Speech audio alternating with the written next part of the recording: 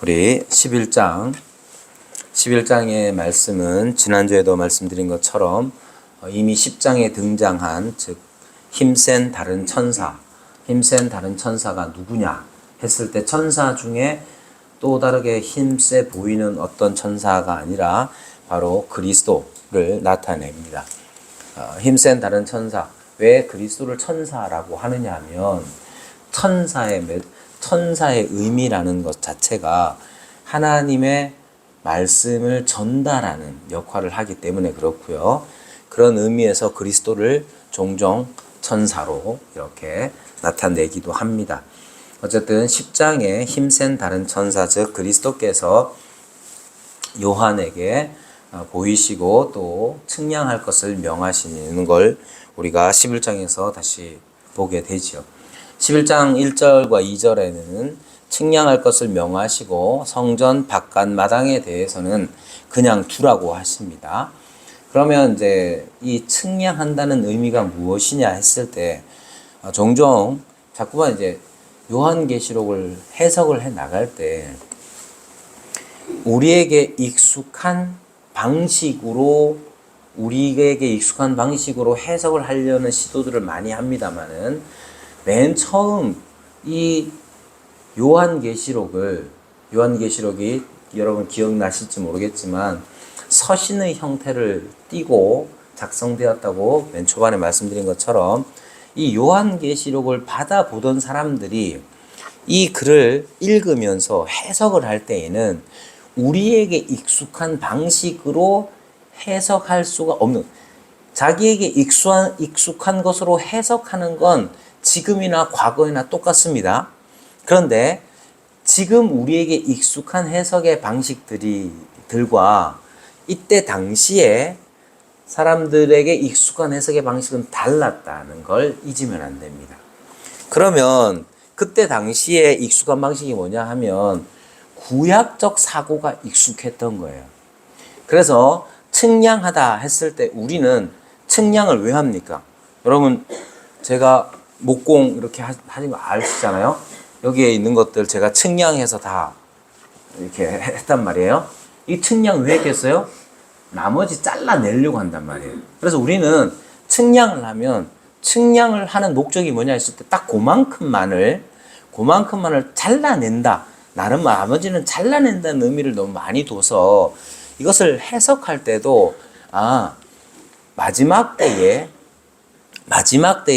하나님 앞에서 우리가 측량을 당한다는 것은 우리의 부족한 모자라거나 혹은 잘못된 것들을 잘라내기 위해 심판의 개념을 많이 두는데 구약적 개념에서 측량이라는 것은 마치 내가 요만큼을 측량을 하면 이것 자체가 여기에 꼭 쓰임 받는 것처럼 구약적 개념에서의 측량 자체도 보호의 개념이 더 큽니다.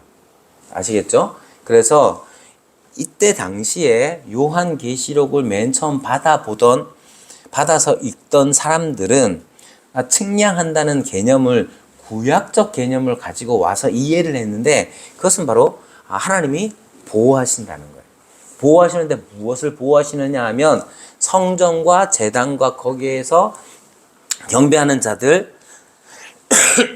측량한다고 했으니까 하나님께서 성전, 제단 이것도 마찬가지입니다. 성전과 제단이라는 것의 의미는 실제 예루살렘에 있는 성전이나 제단을 의미한다기보다는 이미 요한계시록이 약 100년 전후에 AD 100년 전후에 기록됐다고 우리가 믿는다면 혹은 90년쯤에서 100년 사이에 기록됐다고 믿는다면 이미 역사상 예루살렘은 다 무너졌고 예루살렘 성전 그토록 자랑하던 헤롯 성전마저도 다 무너진 상태였어요.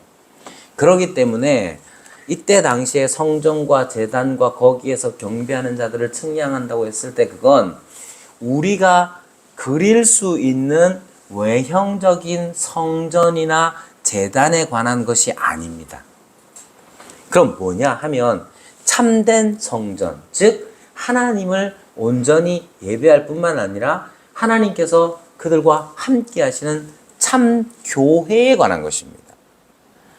쉽게 표현하자면 하나님께서는 성전과 제단과 그 안에서 경배하는 자들을 측량한다고 했을 때 하나님께서는 하나님의 임재 가운데에서 하나님과 함께하는 자들, 즉 참된 교회를 늘 보호하신다는 거예요.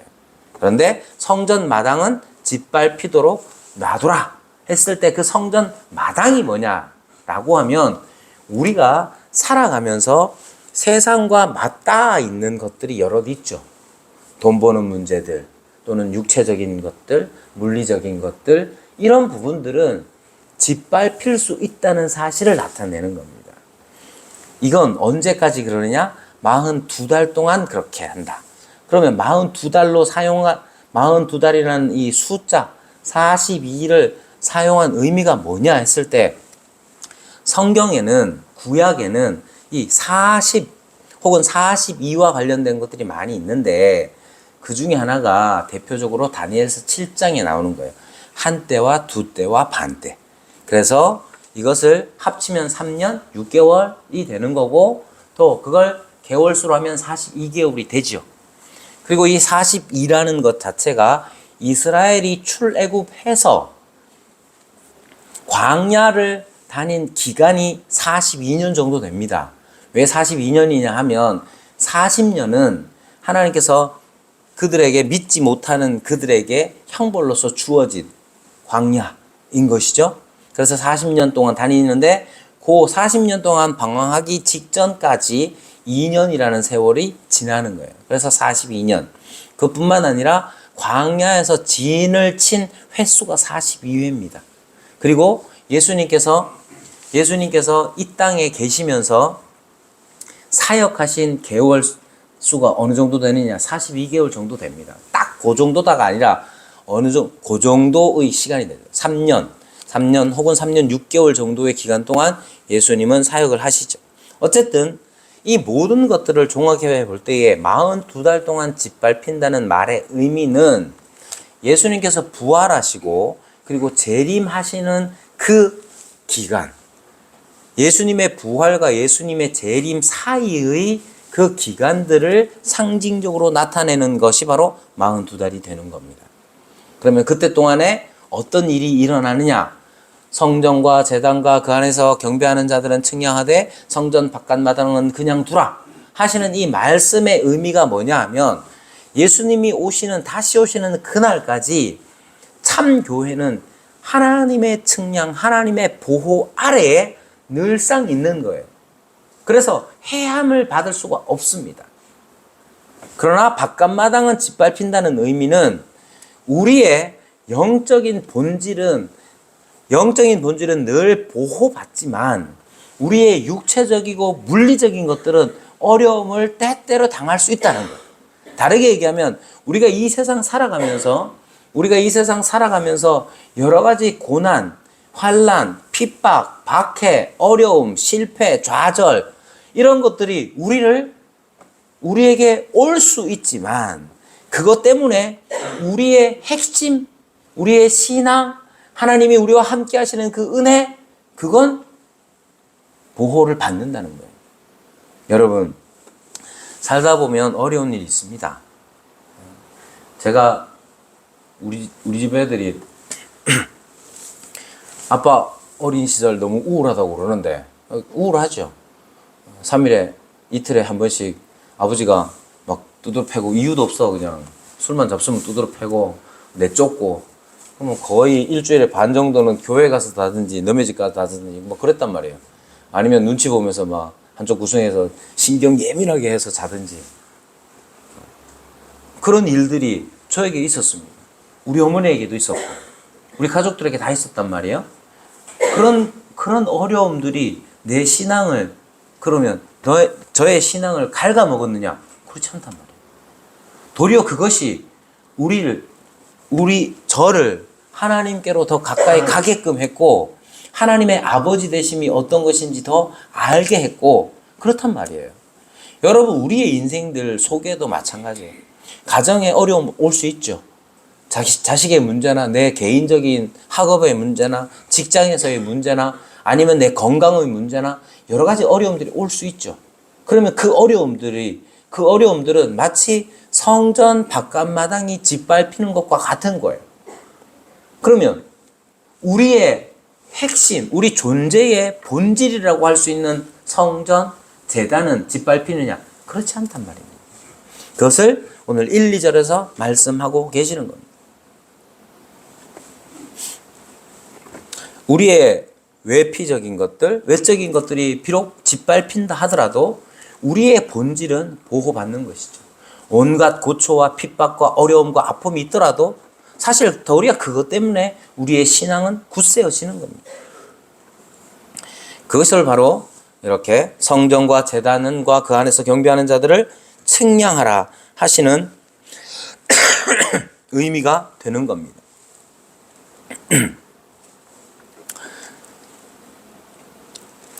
그리고 이렇게 하나님께서 보호하시는 성전과 제단, 그 안에서 경배하는 자들이라는 이 말의 의미는 바로 하나님께서 참된 교회, 참 교회를 보호하시는 것을 의미합니다. 여기에 그러면 참 교회가 무엇이냐 했을 때, 여러분 우리는 종종 눈에 보이는 지금 우리 교회, 그의 나라 교회를 생각하기가 쉽지만 본질적으로 하나님께서 보호하시는 참 교회, 성전과 제단과 그 안에서 경배하는 자들이라는 것은 신학적인 용어로 표현하자면 보편 교회요. 이 세상뿐만 아니라 영원에서 영원까지 하나님의 택한 백성들에 관한 것입니다. 바로 그 의미인 것이지 그의 나라 교회는 어떻게 한다는 것보다 더 깊은 의미가 있다는 것을 이해하셔야 되는 겁니다. 이제 그러니까 우리가 요한계시를 읽으면서 또 우리가 이 세상을 살아가면서 오늘의 본문이 우리에게 주는 의미가 바로 그런 거예요. 우리는 고난의 마당을 가진 그러한 성전이라고 생각하시면 됩니다. 우리에게 고난이 어려움이 있을 수 있지만 하나님께서는 늘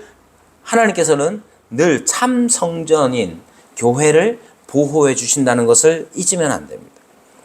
그러면 3절에서 6절까지는 무엇을 나타내느냐면 1, 2절에 나오는 측량의 핵심 목적을 설명합니다. 즉 하나님께서 교회를 보호하시죠. 교회를 보호하시는데 즉 하나님을 믿는 믿음, 하나님과 함께하는 그 은혜, 그것 자체를 하나님은 보호하십니다. 그래서 보호하시는데 언제까지 보호하시느냐 하면 마지막 때까지 그렇게 보호하신다는 것을 기억하셔야 돼요. 그럼 그렇게 보호하시는 목적이 뭐냐? 하나님이 우리의 존재의 본질이라고 할 수 있는 하나님을 믿는 믿음, 하나님의 임재, 이것이 흔들리지 않도록 우리를 보호하시는 목적이 있다는 걸 3절에서 6절까지 가르치고 있는 겁니다. 그건 왜 그렇게 하느냐면 3절에 이렇게 말하면 내가 나의 두 증인에게 권세를 주리니 그들이 어떻게 합니까? 예언할 것이다. 예언에 초점이 있는 겁니다. 하나님의 백성, 하나님의 교회, 그 하나님의 교회를 하나님은 마지막 때까지 보호하시는데 그 보호 아래 있는 하나님의 교회가 하는 일이 뭐냐 하면 이 세상에서 바로 예언을 하는 것이죠. 여기에 예언이라고 하는 말의 의미는 자꾸 장래의 일을 말하는 것 정도로 생각을 하는데 당연히 장래에 관한 일이 포함되긴 하지만 더 핵심적인 것은 하나님의 하나님 되심을 증언하는 것이 바로 예언의 핵심입니다. 여기에 있는 우리 모두가 다 어떤 사람들이냐면 예언하는 자들이죠. 예를 들면 지금 이수아는 지금 예배를 마치면 혼날 거예요. 이건 무슨 말이냐? 미래를 예언하고 있죠, 제가. 오빠가 지금 수아한테 수아야, 네 예배 끝나면 이제 혼난다. 이렇게 예언을 한단 말이에요. 그 예언이 왜 예언이냐? 장래의 일을 말하니까 예언이죠. 그런데 이 예언은 어떻게 가능하냐 하면 지가 졸고 있으니까 지금 졸고 있어요. 졸고 있으면 어떻게 됩니까? 예비 시간 졸면 돼요, 안 돼요? 이천건. 네, 안 되죠. 안 돼요. 그런데 졸고 있단 말이에요. 그럼 어떤 일이 일어나냐? 당연히 아빠가 목사님이고 목사님이 설교하는데 졸고 있다. 근데 딸이 졸고 있다. 그러면 딸은 이제 혼나야 되겠지. 그죠? 여러분, 예언이라는 말의 의미는 당연히 미래의 것을 말하는 것 맞죠. 근데 미래의 것을 말한다는 것은 어떤 기준, 어떤 원칙을 가지고 말하는 거예요. 성경의 모든 예언이라는 것이 바로 그겁니다. 마치 우리가 점쟁이를 찾아가서 저 앞으로 어떤 주식을 사면 대박 나겠습니까? 라고 묻는 것하고는 다른 얘기예요. 요즘은 그렇게 미리 예언처럼 하는 사람들이 있긴 있죠. 근데 그 사람들도 다 뭘 가지고 예언하느냐? 데이터를 가지고 예언한단 말이에요. 성경의 예언이라는 것도 기준이 있어요. 어떤 기준입니까? 하나님이 어떤 분이시냐 하는 것에 따라서 예언은 이루어지는 겁니다. 이스라엘은 예언자들이 이스라엘을 향해서 남유다를 향해서 외칩니다. 너네 망하게 될 거다. 너네는 붙잡혀가게 될 거다. 너네는 포로로 끌려갈 거다. 이렇게 미리 예언한단 말이에요. 그걸 어떻게 알았어요? 하나님께서 말씀해 주신 기준이 있단 말이에요. 그 말씀의 기준을 따라서 현재의 이스라엘을, 현재의 유다를 평가해 보니까 이 사람들은 하나님의 기준에 어긋나. 그럼 어떻게 됩니까? 하나님의 심판을 받게 될 거야. 그럼 하나님이 어떤 분이시냐에 대한 분명한 확신과 믿음 때문에 가능한 일이에요. 성경의 예언은 바로 이런 겁니다. 여기에서도 두 증인에게 권세를 줄 건데 그 두 증인이 예언하게 될 거다 라고 했을 때 이 예언이라는 말이 장래에 무슨 일이 있느냐에 관한 것이라기보다는 미래에 어떤 일이 벌어질 것이냐에 대한 일이라기보다는 더 중요한 것은 하나님이 어떤 분이시냐, 하나님이 이 역사를 향하여 가지고 계신 계획이 무엇이냐, 그에 따라서 이 세상은 어떻게 될 것이냐 하는 거예요. 여러분, 제가 장래의 일을, 미래의 일을 말하자면 이 세상은 다 주님의 심판 앞에 설 겁니다. 이 말이, 여러분들 이런 말을 하면 그것을 미래를 내다보는 목사님이구나 이렇게 생각할 사람은 아무도 없잖아요. 왜? 성경이 그렇게 나와 있으니까 그런 거예요. 여기에서 나오는 두 증인이 예언하게 될 거다. 며칠 동안 얼마나 예언하냐? 1260일을 예언할 거랍니다. 그럼 1260일이 1260일은 다르게 표현하면 뭐냐? 42달인 거예요. 앞에 나와 있는 것처럼 앞에 나와 있는 42달과 1260일, 한때와 두때와 반때 다 같은 기간을 나타낸단 말입니다. 그러니까 이 두 증인이라는 것은 바로 예수님의 부활에서부터 시작해서 예수님의 재림 때까지 존재하게 될 이 땅의 교회를 말하는 겁니다. 이 땅의 교회들은 예수님이 재림하실 때까지 주님의 보호 아래에 있게 될 터인데, 하나님께서는 예수님이 다시 오시는 그날까지 이 교회를 보호하실 거예요. 그럼 보호를 받는 교회의 존재 목적이 뭐냐? 측량의 핵심 목적이 뭐냐 하면 세상을 향하여 예언하는 것입니다. 이것이 바로 모든 교회가 가지고 있는 특징이기도 하고 바로 속성에 해당되는 것이죠. 여기에 예언하는 자로 언급된 이 두 증인은 개인 두 사람을 말하는 게 아닙니다.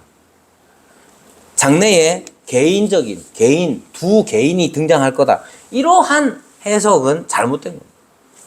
두 증인은 개인이 아니라 오히려 그리스도에 대한 충성된 증인으로서 예언의 능력을 가진 교회를 표상하는 것입니다.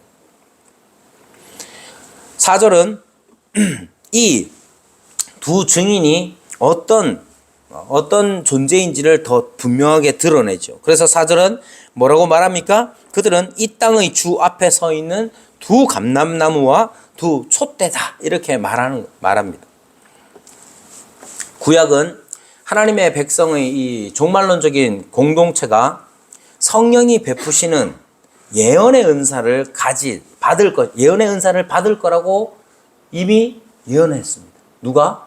요엘 선지자가 그렇게 예언을 했고, 그리고 사도행전 2장에 보면 그 요엘의 예언이 자기들에게서 이루어졌고 시작되었다는 것으로 지금 사도행전 2장은 그렇게 말하고 있습니다. 7절에서 보면 이 짐승이 두 증인과 맞설 것이라고 진술하고 있죠.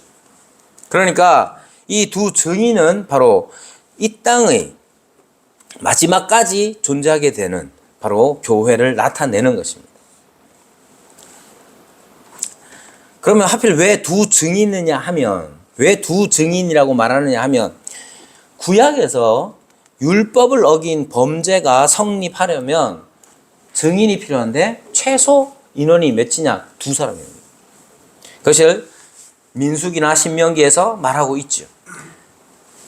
그리고 예수님께서도 마찬가지입니다. 예수님께서도 누가복음에 보면 둘씩 짝을 지어서 보내는 것을 볼 수가 있습니다. 사도 바울도 이 둘에 대해서 강조를 했고, 무엇보다도 2장과 3장에 보면 7교회 가운데 딱 2교회만 칭찬을 받죠. 그리스도께서 책망하신 것이 없는 교회가 바로 서머나와 빌라델비아 딱 2교회인 것이죠. 그러니까 충성된 교회의 대표로서 2교회가 염두에 두어지고 있는 것입니다. 따라서 여기 묘사되고 있는 두 증인은 충성된 남은 자, 교회를 가리키는 겁니다. 그리고 이 두 증인의 신원이 어떠하냐, 이 두 증인이 어떠한 존재냐를 4절에서 상세하게 말하고 있습니다. 어떻게 말합니까? 이 땅의 주 앞에 서 있는 두 감람나무와 두 촛대다, 이렇게 말하고 있습니다. 여기에 촛대를 한번 생각해 보십시오. 성막과 성전에 촛대, 즉 등잔대가 등장을 하는 때 이 등잔대는 하나님의 임재 속에 들어가 있는 바로 그러한 것이었죠. 그래서 두 증인도 이 땅의 주 앞에 서 있고 라고 말합니다. 그들이 땅에 있는 존재임에도 불구하고 영적으로 하나님의 임재 속에, 그리고 하나님의 그 천상의 궁전 안에 들어가 있다는 점을 강조하고 있는 것입니다. 이 예언하는 두 증인은 위험한 세상에서 살고 있지만 주님의 주권적인 임재와 결코 떨어지지 않고 있죠. 이것이 가장 중요한 점입니다. 주님과의 안전한 관계로부터 그들을 분리시킬 수 있는 것은 아무것도 없습니다. 교회가 무엇이고 교회가 어떠해야 하느냐 하는 점을 여기에서 강조하고 있습니다. 교회는 무엇보다도 이렇게 하나님의 임재 속에 떨어질 수 없는 그 하나님의 임재의 은혜 가운데 있는 것이 바로 교회여야 합니다. 자꾸만 어떤 교회가 좋은 교회냐를 따질 때에 너무 기능적인 것에 우리는 초점을 맞출 때가 많습니다. 교회가 얼만큼 사이즈가 커야 되느냐, 사람이 몇 명이 모여야 되느냐, 혹은 거기에서 일어나는 어떤 일을 하느냐 쪽에 초점을 맞추어서 이해를 할 때가 너무 많지만, 핵심적인 것은 여기에 말하는 것처럼 이 두 증인은 두 감람나무와 두 촛대, 여기에 스가랴서에서 인유되고 있는 바로 이러한 내용들을 통해서 하나님의 임재와 하나님과의 그 관계가 어떠하냐 하는 것들을 먼저 생각을 해야 하는 것이죠. 여기에 특별히 또 감람나무라고 표현하는 두 감람나무라고 불리는 것은 마찬가지로 스가랴의 환상에서부터 온 것인데, 스가랴에서도 왜 스룹바벨과 대제사장 여호수아를 주 앞에 선 두 감람나무라고 하느냐 하면, 감람나무의 핵심적인 쓰임이 뭐냐 하면 거기서 기름을 짜는 것이죠. 그리고 그 기름이 바로 등불을 밝히는 기름으로 제공되는 것입니다. 그래서 요한계시록에서 지금 두 증인이 두 감람나무와 두 촛대라고 불리는 것이 바로 그러한 개념, 그러한 의미를 담고 있는 겁니다. 성령의 능력을 받아서 이 세상에서 예언하는 자로서 서 있는 것이죠. 여기에 예언이라는 것 자체가 단지 이 세상 사람들을 향해서 어떻게 하면 건강하게 살 수 있느냐, 어떻게 하면 행복하게 살 수 있느냐, 그런 거를 예언하자는 게 아닙니다. 참된 예언은 하나님께서 어떤 분이시냐를 드러내는 것이 바로 예언이죠. 그러한 것은 우리의 말로서 뿐만 아니라 우리의 존재로서 또한 드러내야 하는 것입니다. 여러분, 교회가 해야 할 예언적 사역이라는 건 단지 그냥 밖에 나가가지고 세상에 나가서 예수 믿으세요, 예수님 믿으면 복을 받아요. 여러분, 다 맞는 말입니다. 예수 믿으면 복 받죠? 당연히 복 받습니다. 그 복은 물질적인 복입니까? 예, 그럴 수 있습니다. 그 복은 건강해지는 복입니까? 그럴 수 있죠. 그러나 물질적으로 풍요해지거나 육신이 건강해지는 것이 참된 목적이나 목표가 아니에요. 우리가 예수님 믿고 돈 많이 벌었다. 그럴 수 있죠. 우리가 예수님 믿고 건강해졌다. 그럴 수 있죠. 그래서 못 자란 말입니까? 그래서 하나님이 어떤 분이시냐를 알게 하기 위해서 우리는 돈을 많이 벌 수도 있고, 우리는 건강해질 수도 있고, 우리는 유명해질 수도 있어요. 근데 건강해지고 돈도 많이 벌고 유명해졌는데 하나님을 모른다고 하면 그건 무슨 의미가 있겠습니까? 또는 반대로 우리가 가난해지고, 우리가 병이 들고, 우리가 약해지고, 우리가 실패를 했는데 그 실패의 자리에서 하나님이 어떤 분인지 깨닫는다면 그것이 복된 것 아니겠어요? 두 증인에게 권세를 주셔서 예언하게 하시는 목적은 뭐냐면 하나님이 어떤 분이냐 하는 거예요.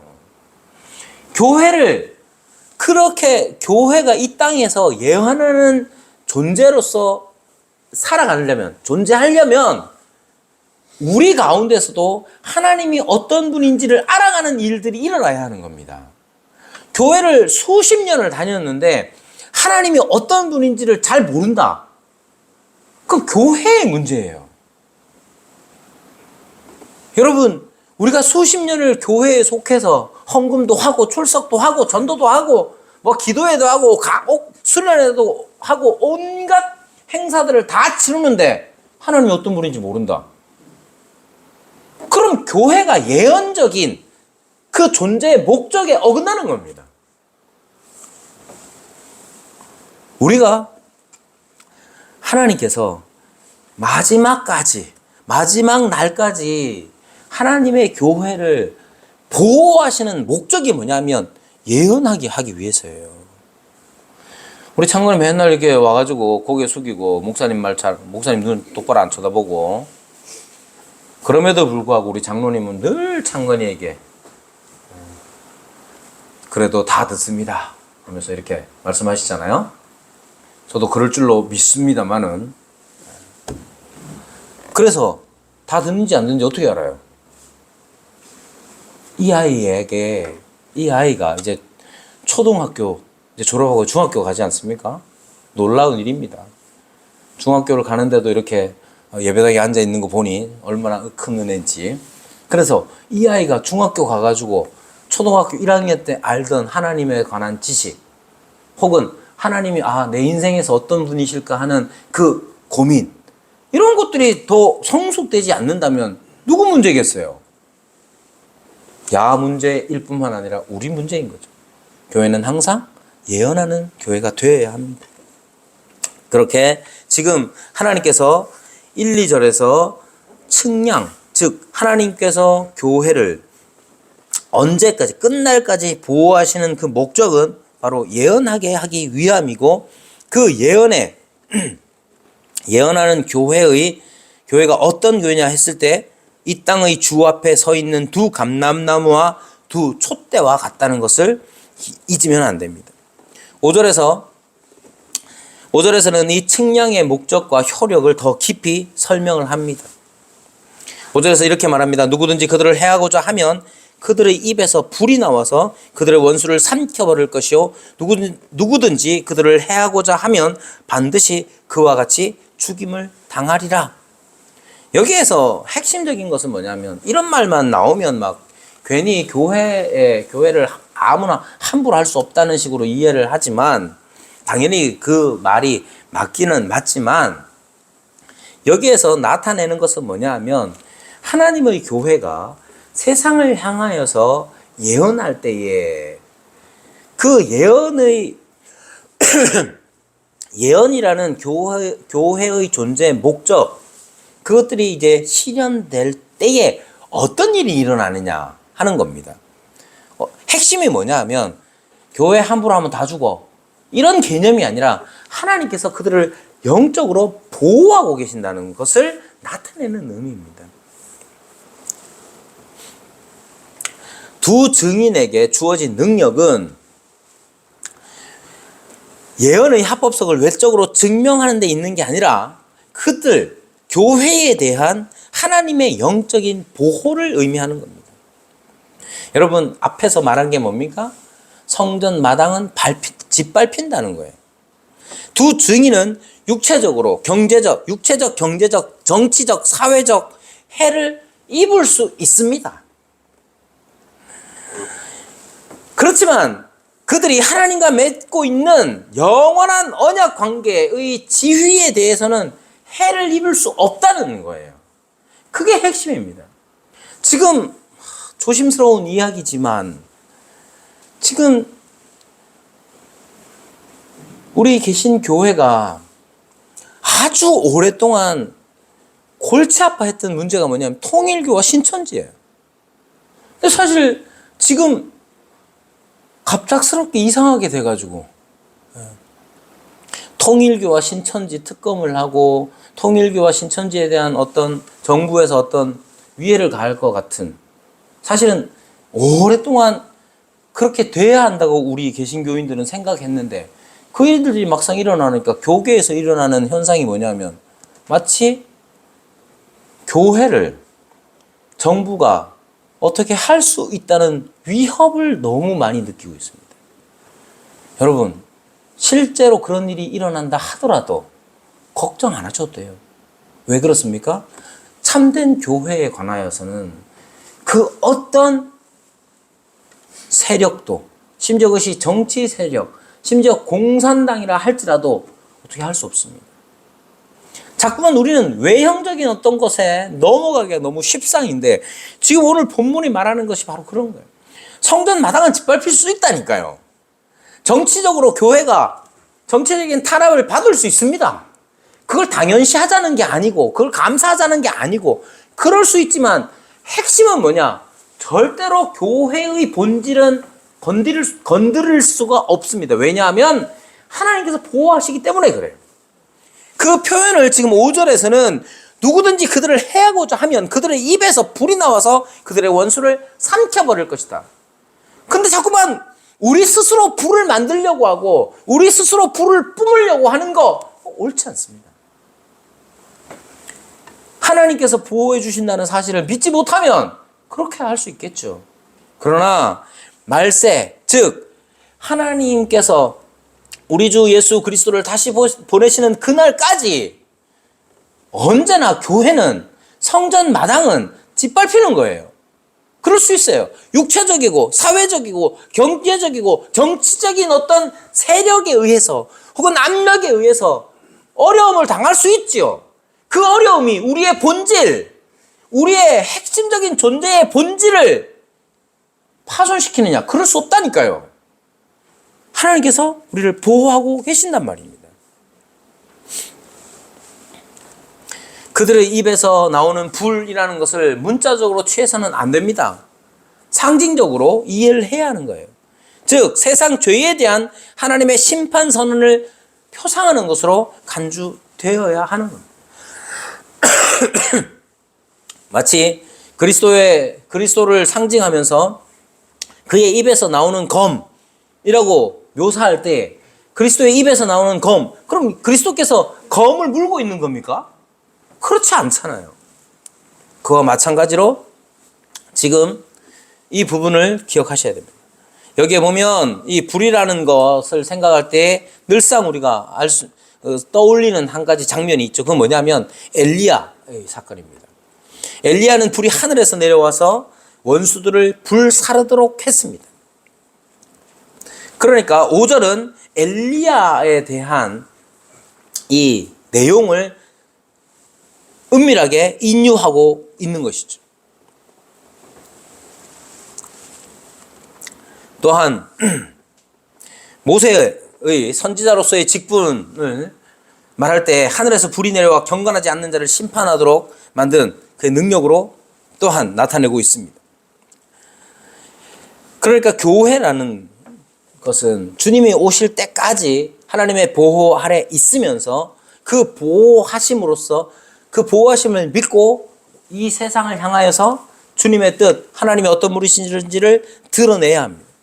그렇게 드러낼 때에 세상의 권력이 혹은 여러 가지 육체적이고 사회적이고 정치적인 경제적인 어떤 어려움들을 당할 수는 있지만 그러한 어려움 자체가 우리의 존재의 본질을 해하지 못한다는 것을 이해해야 합니다.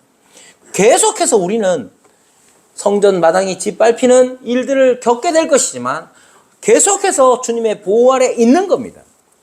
이것 자체가 나타내는 게 뭐냐 하면 바로 그들에게 하나님의 심판이 임한다는 것을 나타내는 것이죠.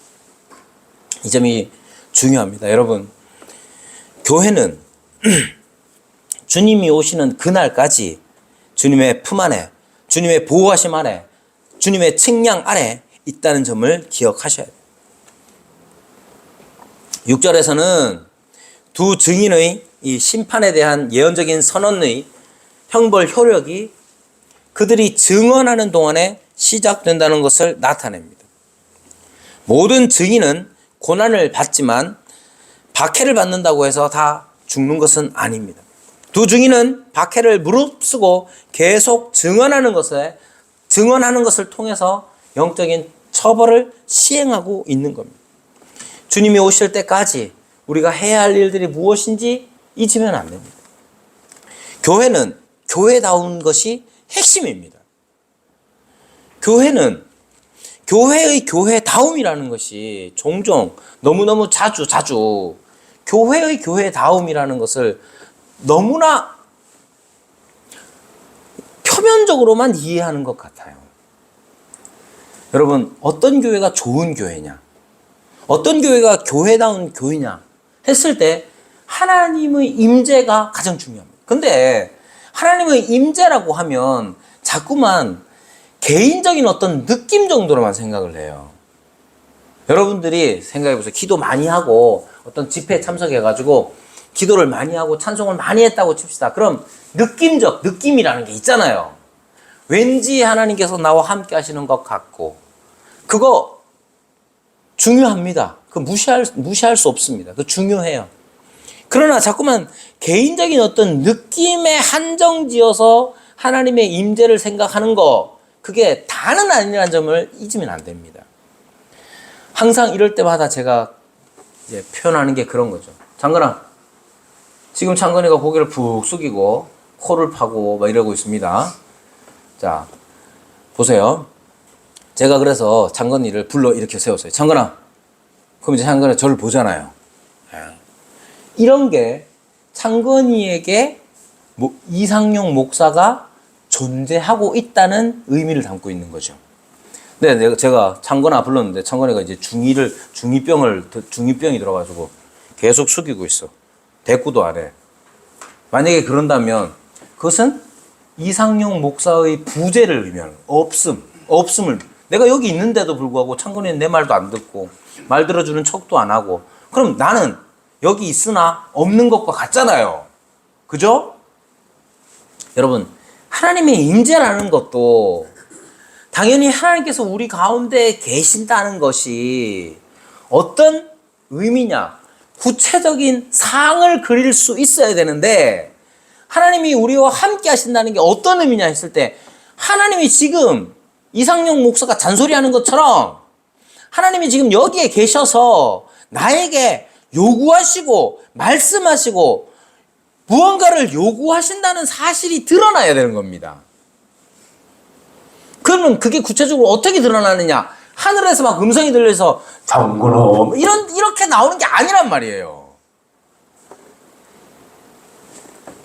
보통은 실질적으로 우리에게 어떻게 일어나느냐? 누군가가 내 앞에서 넘어졌어. 그럼 대부분의 사람들이 그를 도와주고 일으켜주죠. 그러면서 사람들은 어떻게 생각하냐? 아, 양심이 그 일을 하게 했다고 말합니다. 그래서 대부분의 사람들은 양심이라는 것을 믿습니다. 근데 양심이라는 게 구체적으로 과학적으로 어떻게 증명됩니까? 별로 증명될 수 없어요. 사랑, 정의, 그냥 과학적으로 증명할래야 할 수가 없는 일들입니다. 여러분, 하나님에 관하여서도 마찬가지입니다. 누군가는 양심으로 했다고, 누군가를 도와줬다고 말할 수 있지만, 우리는 그렇게 믿지 않아요. 그 양심이라는 것도 하나님의 임재, 하나님의 다스림심 속에서 발현되는 것을 우리는 알고 있고 믿고 있고 성경은 그렇게 가르친단 말이에요. 교회가 예언하는 두 증인으로서의 핵심적인 가치가 실현되는 교회라는 것은 우리 가운데서 하나님의 요구, 하나님의 명령이 실질적으로 우리의 양심과 순종을 통해서 드러나야 되는 겁니다. 누군가가 아파요.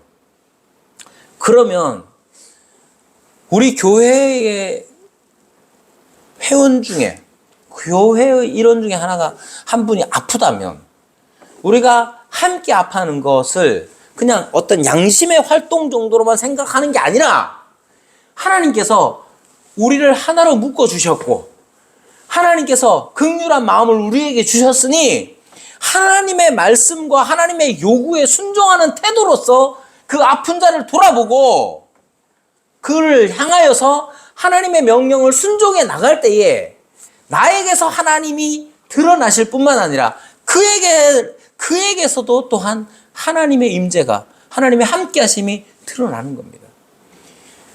교회는 그래서 두 증인으로서 이 땅에서 존재해야 되는 거예요. 언제까지?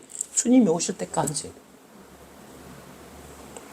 여러분, 우리는 주님이 오시는 그날까지 두 증인의 사명, 두 증인의 존재의 본질, 그것을 지키면서 살아가야 하는 겁니다.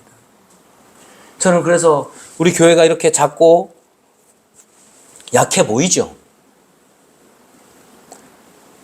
우리는 약할 수 있고, 사실 저는 교회가 더 외형적으로 더 강해졌으면 좋겠는데, 숫자도 더 많아지고, 헌금도 더 많아지고, 우리 김영애 권사님이 어제 믿음의 교회 그 암송대에 갔다가 다 마치고 이제 나오는데 저를 보면서, 목사님, 우리도 이런 예배당 지어요 이러더라고요. 이렇게 말씀하시더라고요. 그 제가 뭐라고 그랬게요? 요거보다는 이쁘게 지읍시다 그랬습니다. 여러분, 외형적으로 예배당 건물을 짓는 거 중요한 일입니다. 그렇지만 외형적으로 어떻게 보면 못난 모습을 또 모자란 모습을 가지고 있다 하더라도 우리의 마음이 우리가 함께하는 그의 나라 교회로서 우리가 서로가 서로에게 하나님의 임재의 증거가 될 수 있도록 그렇게 하는 것이 두 증인으로서의 교회가 존재하는 방식입니다. 그 일을 위하여서 헌신해야 되고 그것을 가장 중요하게 여겨야 됩니다. 그래서 우리가 함께하는 이 날들이 가면 갈수록 우리가 함께하는 날들이 더하여질수록 조금씩이나마 하나님은 이런 분이구나. 저 집사님이 저렇게 말씀하시는 걸 보니 장로님이 저렇게 우리에게 말씀하시는 걸 보니 하나님은 이런 분이구나 라고 깨달아가고 그것을 더 누려가는 그러한 진정한 예언적 교회가 되도록 함께 기도하고 함께 선택하고 함께 순종해 나가야 되는 겁니다. 언제까지 그렇게 해야 되겠습니까? 주님이 오실 때까지 그렇게. 주님이 오실 때까지 하나님은 그렇게 되도록 우리를 보호하실 겁니다. 그것을 믿습니까? 함께 기도하겠습니다.